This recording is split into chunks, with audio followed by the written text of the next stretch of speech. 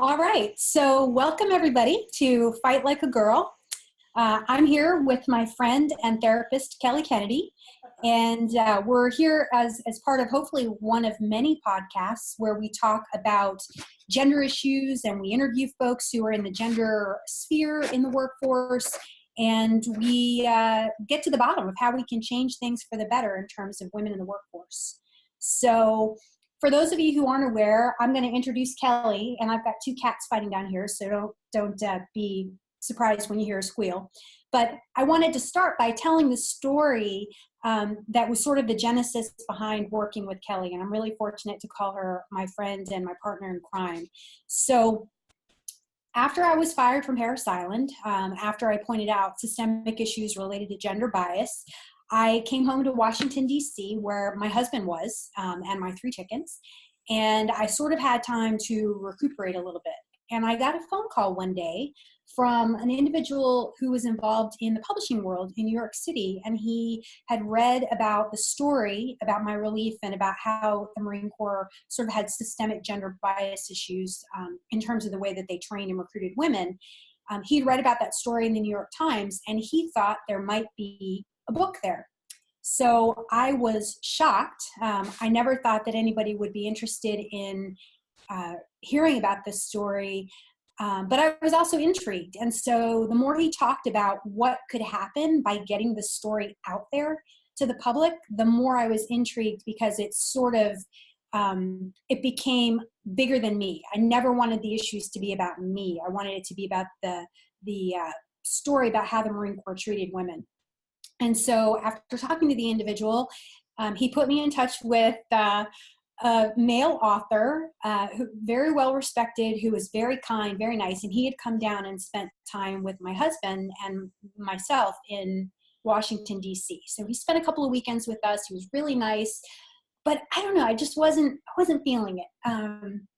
So he kept pushing me to watch G.I. Jane. He really wanted me to watch the movie G.I. Jane. I'd never seen it before. There was a reason that I hadn't seen it.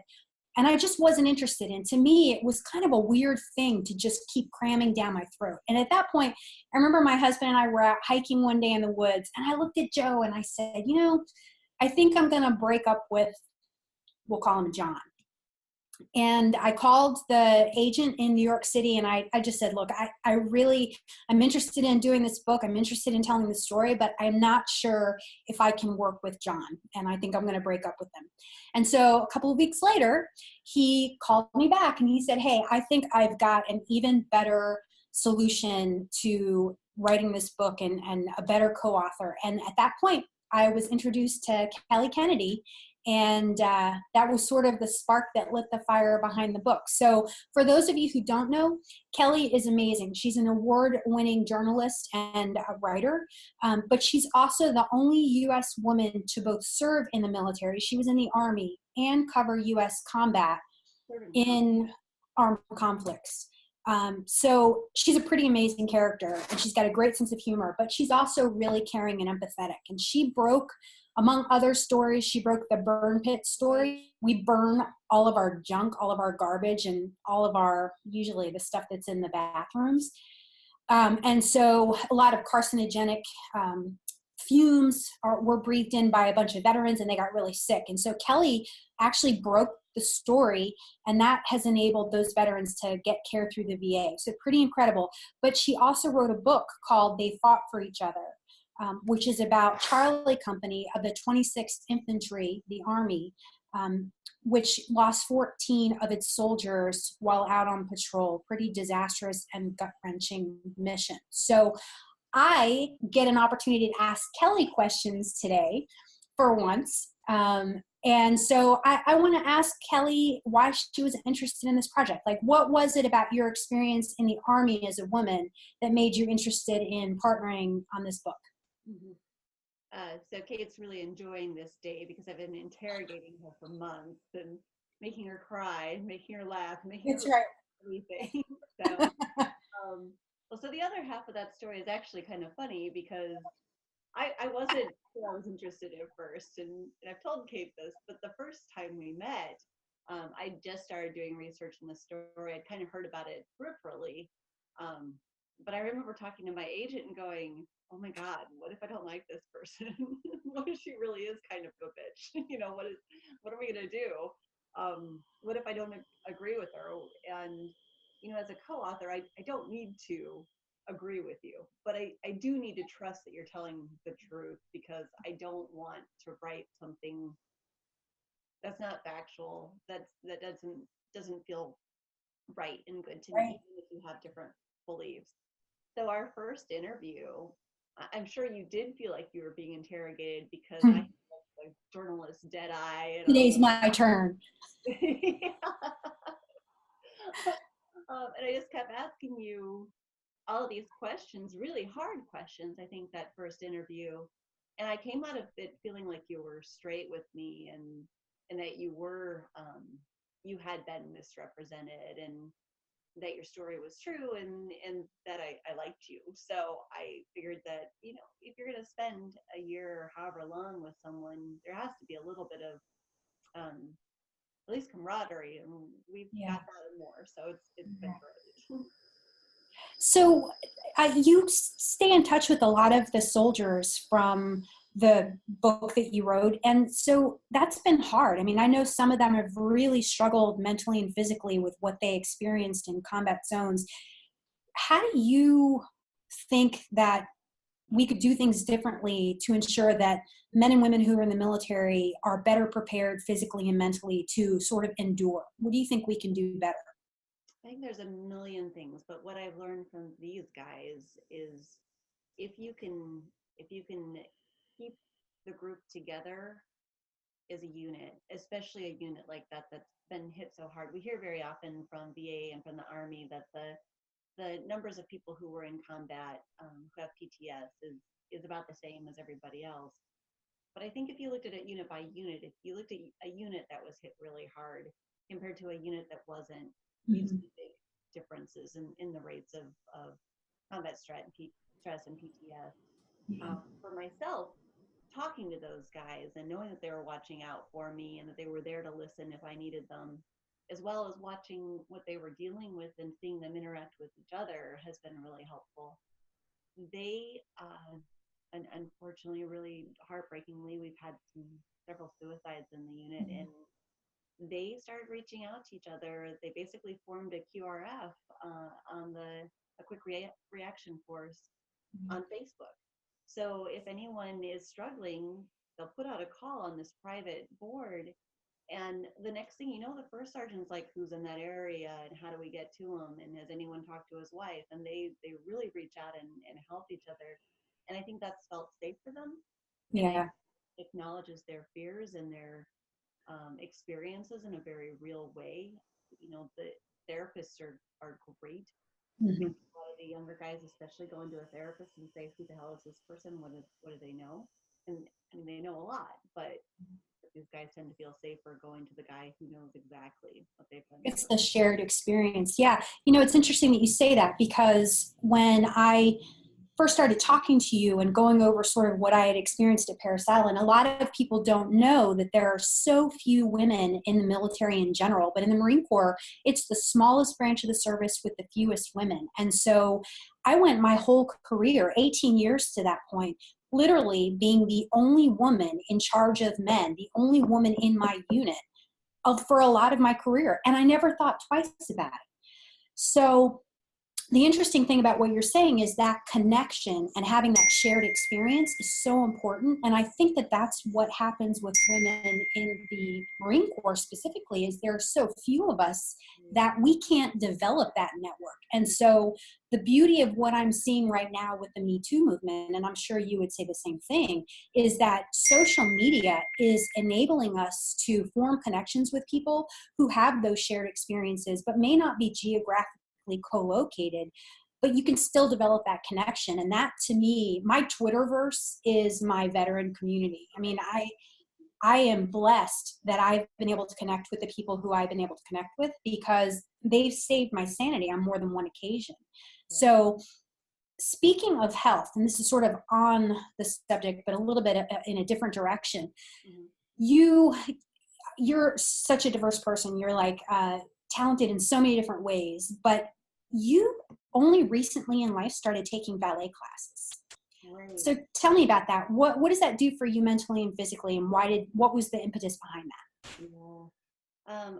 I would say when I joined the army, I was pretty much, I was pretty girly. I weighed 115 pounds. They didn't think I was going to make it, and all of these things. I ended up going off to combat twice, but like the running and the push-ups and all those sorts of things aren't what feel right to me. I get bored with that stuff pretty quickly. Mhm. But I always wanted to be a ballerina, like age 5 on, twirling around in a dress and being super girly and wanting to be a ballerina. So when I turned 30, I just gone through a divorce, and I was a little overweight, and I was starting life fresh. Um, yeah, so I took my very first ballet class, and it was, I'd never taken a ballet class before, so it was like, here's how to do a plie, and here's what second position looks like. And it was, I mean, I felt like a 5-year-old with a bunch of other adult women. But from then on, it was just a challenge. How do I get better? How do I do a pirouette? Um, how do I jump without looking like a goob? And then it just takes so much strength and so much balance, and watching the women in my classes. Some of them have been professional dancers. It's really Wow. so hard, and Yeah. I really have to think about it. And when I do it, I can't think about anything else. I mean, I'm fully there, and that's probably the best part of it. Right. Beyond that, the people I dance with are great. Like, my instructor and I are friends on Facebook, and she's, you know, encouraged me when I'm writing, or, read this book about running, even though you hate running, or, whatever. It's been a great, completely different thing for me to do. But it's kind of like, you hear about connectedness and mindfulness a lot. Those are sort of touch phrases right now, and especially in the corporate world, as you're talking about organizational development. And it sounds like that's what that provides to you. Is it's sort of like, I told you about when Joe and I climbed the Grand Teton. It's like it's life or death. That's all you can do is focus on hand foot placement. And I'm not graceful enough to do ballet, but it sounds like it does that same thing for you. Would you say that's true? Definitely.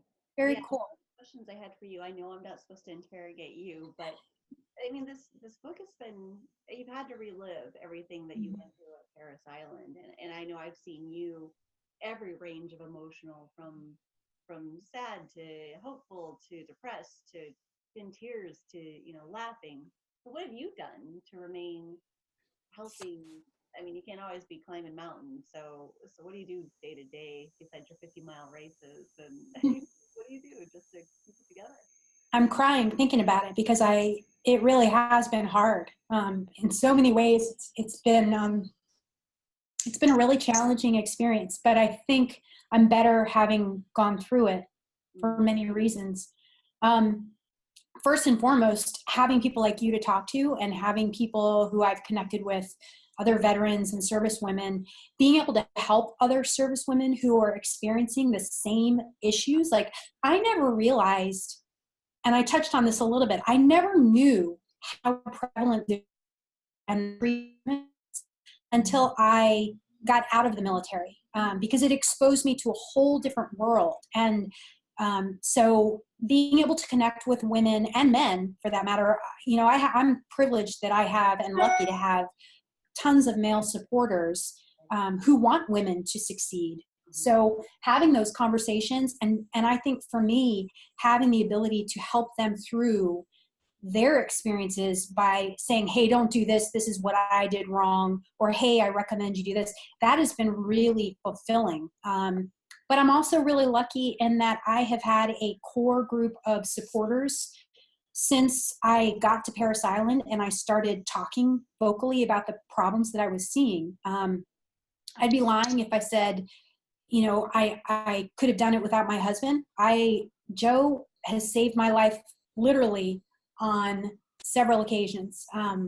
So I have not always been in a good mental state going through this, but I'm lucky that I had a cat who I'm looking at right now, who Mr. Fitzwizzle, who, gave me because he needed me to take care of him, I had to get out of bed and I had to feed him. I had to take care of him. And he gave me a reason to just get up and do another 5 minutes. I had Joe, I had my dad, I had my friends Chris and Brian, my friend Todd. I had Marines who I'd served with who knew me and believed in me. So I was, so yeah. But I joked and said, you were my therapist. But really going through this process has been cathartic, because I'm sure it was really painful for you in listening to some of the stories and seeing me react the way I did. But it's been cathartic. Good. So I want to go back to you, because I think it's really important for people to know how amazing you are and how much fun it was to work with you on this project. So we were just a few months into working together, and I remember sitting at Kramer's bookstore, and you had your tape recorder out, and we were talking, and you mentioned, hey, I'm not going to be able to see you next Tuesday. I think Tuesday was our get-together day, because I'm going to and I was like, I had a lot going on, in my head at that time, but I was like, the record stopped, there was like, the scratched record, like, okay, of all excuses you could have made not to date me again, that wasn't one that I was expecting. So can you talk about why you chose to donate a kidney to your friend's dad? Yeah. Yeah. The story of that isn't actually, there isn't much story to it. I mean, I went out to see her. They were throwing a book party for me in Chicago for they fought for each other. My friends at the Chicago Tribune. And when I was out there, she mentioned that her dad was sick. My friend Sue Lynn Urbeck, who's the best and worked at the Chicago Tribune with me. And she said, I think we're going to need a kidney. And I said, well, I'll do it. Just, yeah, just not really thinking about it. Just like, yeah, it's no big deal. Easy, let's do this. No biggie. And at that point, who knew what was going to happen? And the process ended up taking years. And there were several of us. She's such a great person that several of her friends stepped forward and said, yeah, and there were several complications along the way. So it ended up being a several year process. But at first they told me I couldn't do it. They said I exercised too much and my protein levels were higher or something. I won't get too much into that, but I had to go back in. I had to ask to go back in and Wow. get tested. And that was after a phone call with Lynn where we're just bawling, both of us bawling. Mm-hmm. We so badly wanted to do this, take care of her dad. And in the middle of all this, my dad was diagnosed with cancer, and kind of knew we were going to lose him. And so now I'm going to cry. The most important thing for me out of this, besides, Sue Lynn knowing how much I loved her, and maybe for myself as well, I've been brave enough, I guess, to go put myself in harm's way for a story. But I've not done it for, I was in the Army and I did it then, I guess, but it felt like a way to, in a very real way, Sure. give back, Sure. getting so much out of life. But when I donated the kidney, my dad was alive to see it. And to me, that was a way of letting him know how important dads are. It's like, that's why we had to save him. This was Sue Lynn's dad. Right. Dads are important. We have to keep them around. And so you got to see that. So, it ended up being such a gift to me and my family to be able to do it. So. That's amazing. And you went through your own physical struggle with it afterwards. I know that there was a wacky issue that popped up, but you're healthy now. When you were in the Army, knowing what you know now about the Me Too movement, did you have a Me Too experience? Was there anything that you look back on now that you thought was just normal back then, that you say, wow, that's really weird now that I know it's not right? What would you have done differently, do you think? There were several of them. There were so many of them. And there were moments where I did what I thought was right. There was a sergeant who kept showing up at my door and saying that he wanted to, he asked me if my husband was home, my then husband was home. And I'd say, no, but he's going to be home any minute, but he was in the field. I just Right. got to know I was by myself. And then he set us up for all night duty together. So I went to my equal opportunity officer and I said, hey, this guy scares me, and the barracks going to be empty because everyone's in the field, and I don't want to be by myself for 24 hours with them. I don't mind doing the duty. Right. Anyone else, we can reset the schedule, but please don't put me in the barracks alone with this guy. And I don't even want to make a stink about it. I'm not reporting him. I just want to rearrange things so that it's, Mhm. you know. So he said he wouldn't tell the guy, and that he would set up the schedule. And instead, he had me pull duty by myself and told the guy. So Oh, I'm wow. in this empty barracks, and he shows up and just starts screaming at me. Well, Wow. so I mean, there were times when I thought I was doing what I was supposed to do, and then the outcome of that was they investigated me to see if I was a troublemaker. Wow. Oh, right. Retaliation. That's a big problem. I mean, it's a big problem in the military, and I'm certain it's a big problem elsewhere. So, for me, going through this process, I think one of the most important takeaways is that, one, obviously going through this type of stress, it takes a physical and mental toll. Right. That's first and foremost. Having a network is really important because it helps to buffer some of those negative impacts, and being physical is important because it helps with your physical and mental well-being. But I think the thing that sticks out to me most is that the issues that military women face are the same issues women face in the civilian sector. And it was really gratifying to me a few weeks ago at the Oscars when I heard women in the military they were put into the same categories as women from all over the workforce, because I think people are starting to recognize that this isn't something isolated that happens in the military. It's happening everywhere. So knowing how big the Me Too movement is, what can we do? What can we do with the book? What can we do with Fight Like a Girl to try to take it one step further and make things better for the women who are coming up today? Well, we've talked an awful lot. We talked about a lot of things, but we talked about how, as young women in the military, or as young women in IT, technology, corporate Mm-hmm. world, you don't often know. You just don't know. You're a young person. You see, you're trying really hard to fit in with everybody else. Everybody else is usually male. So when someone who looks like you experiences something bad, you may not necessarily rush to that person's aid. You might stand over here because you don't want to be seen as other, which you Right, talk about a great deal in your book. right. But what both of us, I think, found from different angles in the military was that there was no one reaching back down to say, That's hey, right. lift each other up. Right. Don't, yeah, maybe that girl sleeps around, so we're all these guys. That doesn't mean that she should be raised. Right.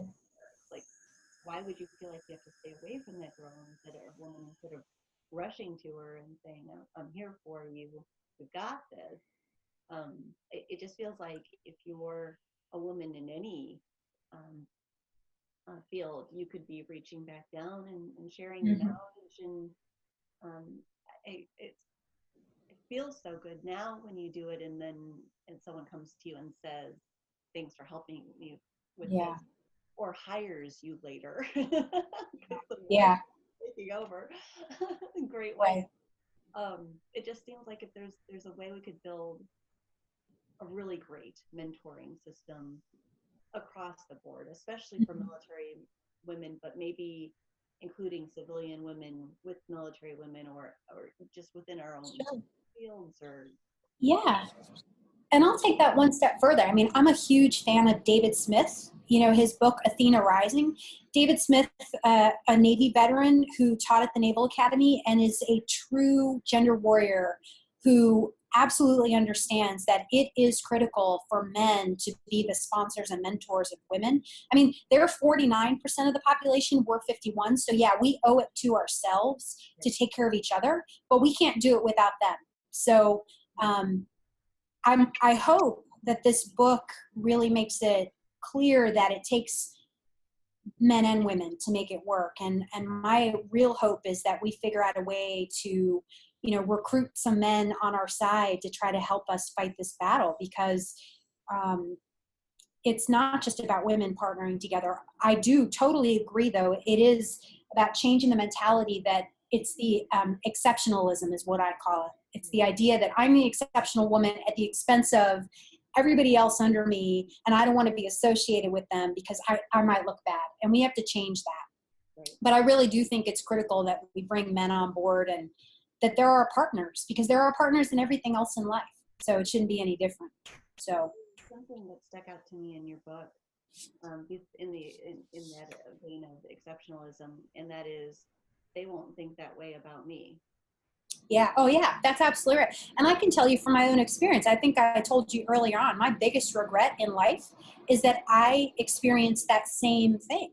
I for years thought that I was different because I was treated better. But I thought that was because I ran faster, that I was tougher, that and the reality is I set women behind me back because I wanted to be the exception. So yeah, I agree. What's next? Well, what do we do next with this book, with this project? Yeah. What's next? I mean, the book's coming out April 3rd. Yeah. It's obviously got civilian context, I would say, just as much as military. So I'd like women from all over, all backgrounds to read it. I want men to read it and see what lessons can be learned. I did a lot of things wrong, and I'm happy to have people learn those lessons so that they don't make them themselves. But what's next? What do we do? Well, you did a lot of things right, too. And the idea of raising expectations, and talking in a different way. And there may be differences between the sexes, but if you go in and say, hey, why are we shooting badly? This is silly. And all of a sudden it's magically fixed. That's not the only area where that happens. And if we've got corporations where you're not taking advantage, as you've talked about, of 51% of the talent, and we know that the corporations that have female CEOs are doing really well. Right. So it seems like there's so many different ways we could come at it with, the money. You can look at it from a corporate standpoint. The military, you can look at it from a recruitment standpoint. Mm-hmm. We need to get really good people in, and if those people are women, that's fantastic. How do we make that happen? So if we can help move that conversation along, then that's fantastic. Well, so that's really what this podcast is about. So my hope is that we continue this conversation in the future, and we talk to some players in the battle. I'm looking forward to our next conversation. I think we're going to talk to some really interesting people, and I'm super excited about the book coming out, and I'm looking forward to seeing what the reaction is from the Marine Corps and from the rest of the public.